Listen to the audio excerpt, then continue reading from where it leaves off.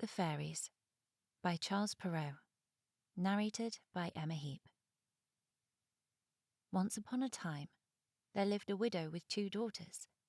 The elder was often mistaken for her mother, so like her was she both in nature and in looks, parent and child being so disagreeable and arrogant that no one could live with them.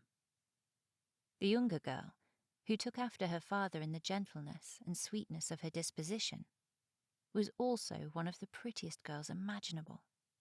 The mother doted on the elder daughter, naturally enough, since she resembled her so closely, and disliked the younger one as intensely. She made the latter live in the kitchen and work hard from morning till night. One of the poor child's many duties was to go twice a day and draw water from a spring a good half-mile away, bringing it back in a large pitcher. One day, when she was at the spring, an old woman came up and begged for a drink. "Why, certainly, good mother," the pretty lass replied. Rinsing her pitcher, she drew some water from the cleanest part of the spring and handed it to the dame, lifting up the jug so that she might drink the more easily. Now this old woman was a fairy, who had taken the form of a poor village dame to see just how far the girl's good nature would go. "You are so pretty," she said, when she had finished drinking, "and so polite that I am determined to bestow a gift upon you. This is the boon I grant you. With every word that you utter there shall fall from your mouth either a flower or a precious stone." When the girl reached home, she was scolded by her mother for being so long in coming back from the spring. "I am sorry to have been so long, mother," said the poor child. As she spoke these words, there fell from her mouth 3 roses, 3 pearls, and 3 diamonds. "What's this?" cried her mother. "Did I see pearls and diamonds dropping out of your mouth? What does this mean, dear daughter?" This was the first time she had ever addressed her daughter affectionately. The poor child told a simple tale of what had happened, and in speaking scattered diamonds right and left. "Really?" said her mother. "I must send my own child there. Come here, Fanchen. Look what comes out of your sister's mouth whenever she speaks. Wouldn't you like to be able to do the same? All you have to do is go and draw some water at the spring, and when a poor woman asks you for a drink, give it her very nicely." "Oh, indeed," replied the ill-mannered girl. "Don't you wish you may see me going there?" "I tell you that you are to go," said her mother, "and to go this instant." Very sulkily, the girl went off, taking with her the best silver flagon in the house. No sooner had she reached the spring than she saw a lady, magnificently attired, who came towards her from the forest and asked for a drink.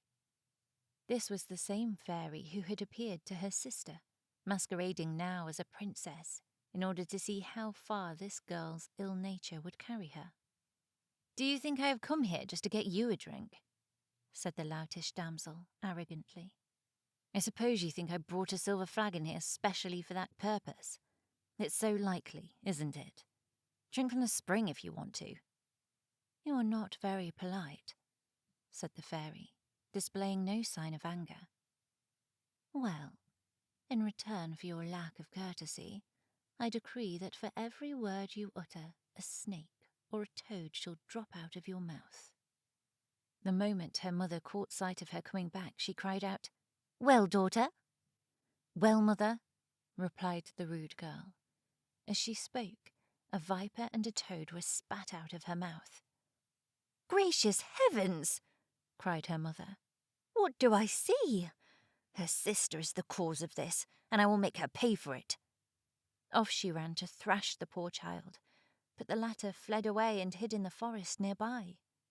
The king's son met her on his way home from hunting, and noticing how pretty she was, inquired what she was doing all alone, and what she was weeping about. "Alas, sir," she cried, "my mother has driven me from home." As she spoke, the prince saw 4 or 5 pearls and as many diamonds fall from her mouth. He begged her to tell him how this came about, and she told him the whole story. The king's son fell in love with her, and reflecting that such a gift as had been bestowed upon her was worth more than any dowry which another maiden might bring him, he took her to the palace of his royal father, and there married her.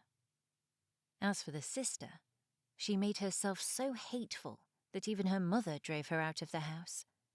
Nowhere could the wretched girl find anyone who would take her in, and at last she lay down in the forest and died. The end. This has been The Fairies, written by Charles Perrault, narrated by Emma Heap.